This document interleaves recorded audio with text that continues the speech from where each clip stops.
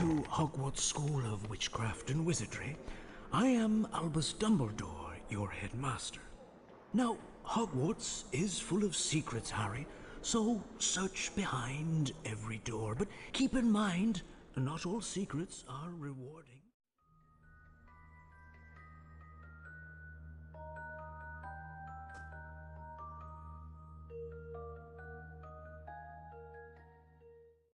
Real quick, before I get into the main part of the review, I felt that it was important to mention that pretty much every system this game was released on was pretty much a different game entirely. The version that we're looking at here is the PC version. The Macintosh version was exactly the same. The other versions, like the release of Harry Potter and the Sorcerer's Stone for the Game Boy Color, was like a 16-bit RPG. Game Boy Advance was a completely different game in itself. The PS1 version was kind of like a 3D platformer, and the PS2, Xbox, and GameCube versions of the game were kind of like a 3D, I don't want to say open world, but kind of deal. So keep in mind, we'll be talking about the PC version here that was developed by Argonaut Games. The PC version of Harry Potter and the Sorcerer's Stone was actually released on my 6th birthday, November 15th, 2001. Though admittedly I didn't get a copy of the game until sometime the next year, which I only got by nagging my cousin to death inside a Best Buy. Still don't know how I pulled that off. Anyway, another interesting piece of trivia about this game is that it actually came out a day before the film that it was based off of hit theaters. On release, the game received average reviews, which I think I would have to agree with. I don't necessarily think this is a standout title by any means, but it's a good one nonetheless. And I admit, taking a look at this personally, I have a bit of a nostalgia bias, but I'll do the best I can to take a fair look at this game. So let's get to it.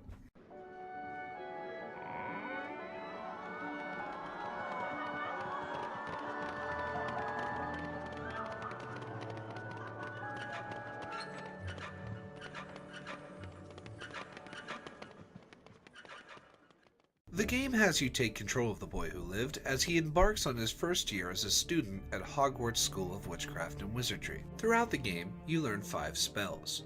Flipendo, a basic knockback jinx, can be used to move things out of the way, knock things over, break things, activate switches, and acts as your basic attack.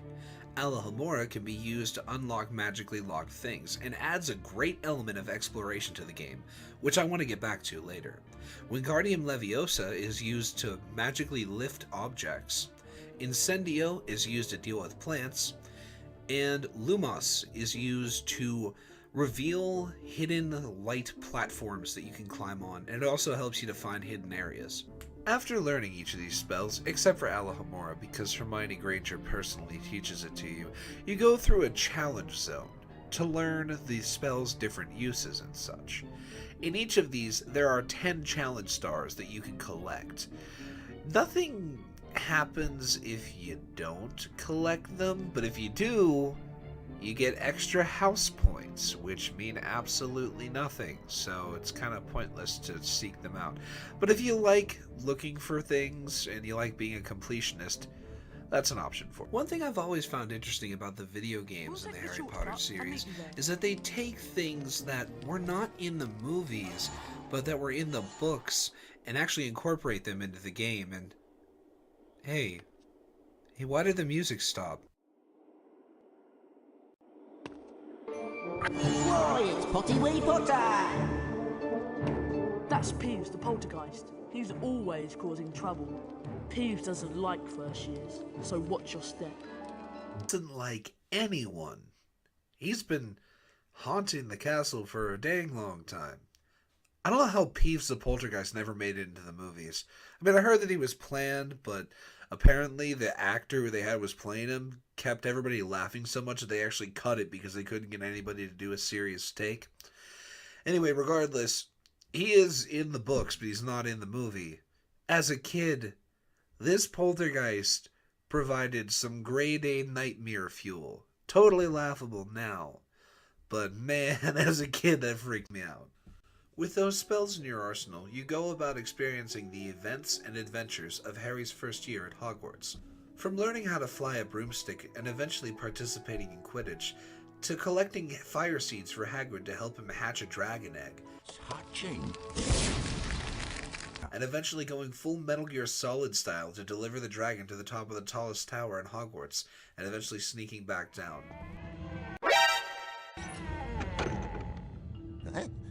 What's that?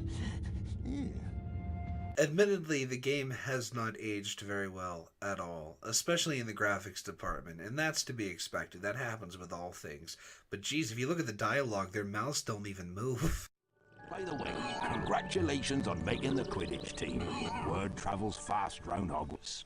Also, the controls are a little stiff. It's not game-breaking, but they are, and some of the mechanics are a little glitchy, but they end up being more funny, in my personal opinion. They end up being more funny than damaging to the overall experience.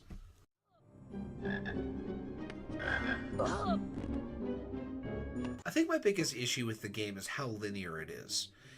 It's basically, the whole thing feels, it's point A to point B, and there's no looking back, which you can't do. You go through each section, you better make sure you search every crevice and corner because you can't go back.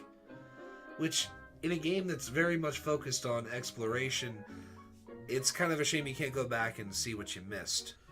That being said though, my favorite thing about the game is the exploration factor. As I mentioned before, Alohomora can be used to unlock magically locked things. So going through the playthrough, you're going to want to cast your wand at anything you think that might have something inside it. Whether it be mirrors, paintings, hedges, chests of course, to see what's inside. And if you're lucky, they'll have a wizard card in it. Throughout the game, you're trying to collect a full set of wizard cards.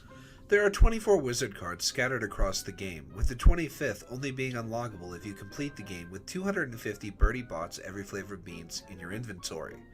Which shouldn't be a problem, as Birdie Bots beans are littered all over the game, everywhere. Throughout the game, Fred and George will stop you and ask you if you have 25 beans for them. They're collecting them for some experiments. And if you do, they'll give you a wizard card for the beans that you gave them, which is nice and it helps you complete your collection. But yeah, like I said, make sure you look through every corner of every area before you finish a mission to see if you found the wizard cards or beans or whatever, because you can't go back and double check later. I know it's kind of weird to say, but honestly, I think the best thing about this game is its soundtrack. It's brilliant. The score was done by Jeremy Soule, and it really just sets the scene and sets the tone for a lot of sequences. Like, here, just hear me out.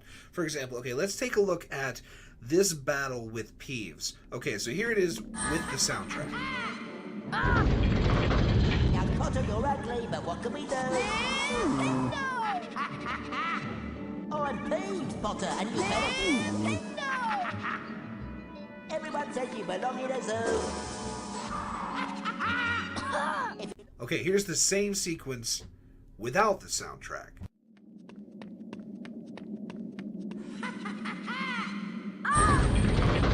Now, Potter, you're ugly, but what can we do? Oh, I'm Peeves, Potter, and you better... Nintendo! Everyone says Nintendo! And here's that same section again with the Hepcat tones of Ray Anthony and his orchestra. Now, Potter, you're ugly, but what can we do? Oh, I'm Peeves, Potter, and you better... Nintendo! Everyone says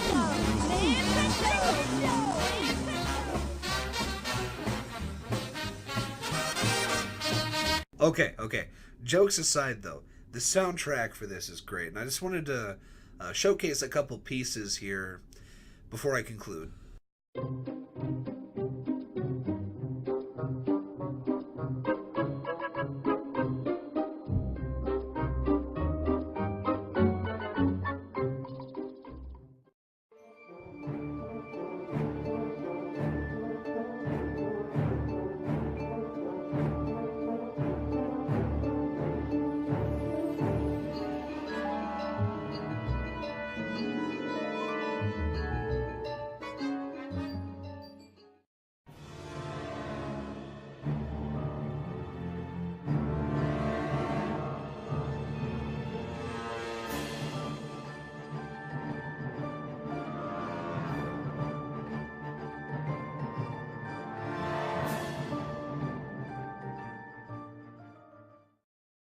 So in conclusion, how does the game hold up? Is it worth playing and such? Well, I mean, I have a nostalgia bias for this, like I said, I'll admit it. Every once in a while I'll go back and play this game, but out of the original 3 Harry Potter games, it's the game that I play the least because it's so linear. The other games have more of an, I don't want to say open world feel to them, but you can go back and retry sections to find things that you missed. And I think that's something in this game could have really done better. It's missing some of the events from the movie and the book, and ultimately, if you're a Potter fanatic, I can definitely recommend it to you, but if you're more of like not so much of a fan, I would say go with the PlayStation 2 version of the PlayStation 2, Xbox, GameCube version. It's more action-packed, has more things going on. I'd say it's a better thing, but this in itself is a decent game, and I still do enjoy it when I play it. So yeah, thanks for watching, and take care. Peace.